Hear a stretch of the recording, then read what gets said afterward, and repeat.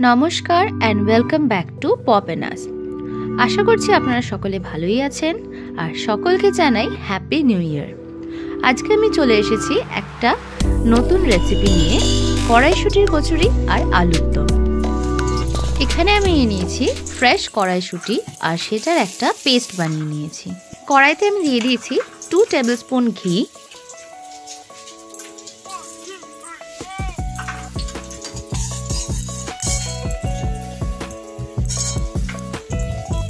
আর 1 table spoon হিং,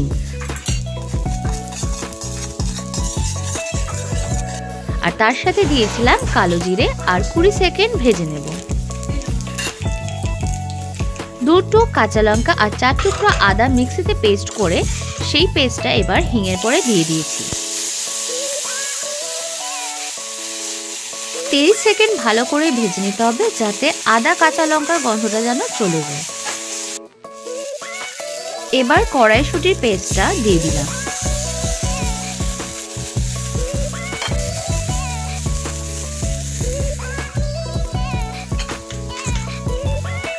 এরপরে স্বাদ অনুযায়ী নুন আর 1/2 টেবিল স্পুন চিনি আমি দিয়ে দেব।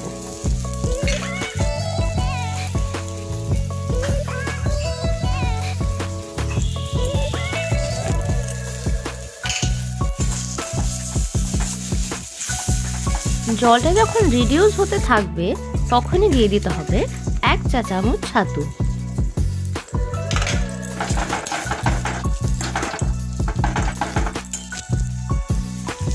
আর দেখতেই পাচ্ছেন আমি পাশাপাশি আলুর দমটা কিন্তু রান্না করে নিচ্ছি। আর আপনারা যদি কড়াইশুঁটির সাথে এই আলুর দমটার রেসিপি চান তাহলে কমেন্টে আমাকে জানান।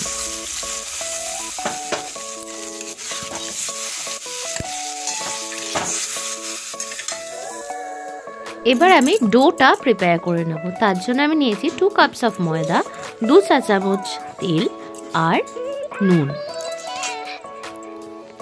শীতকালের এরম সকালে যদি শীতকাল স্পেশাল কড়াইশুঁটির কচুরি আর গরম গরম আলুর দম পাওয়া যায় তাহলে কিন্তু খুবই ভালো লাগে।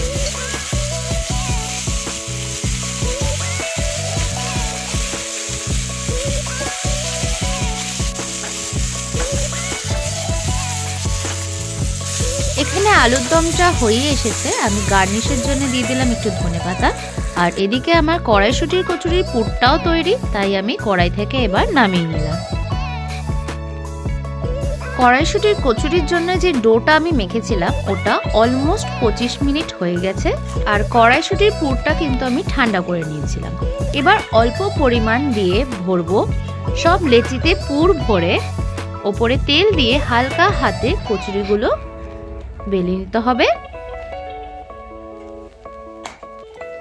এবার কড়াইতে পরিমাণ মতন তেল ঢেলে নিতে হবে।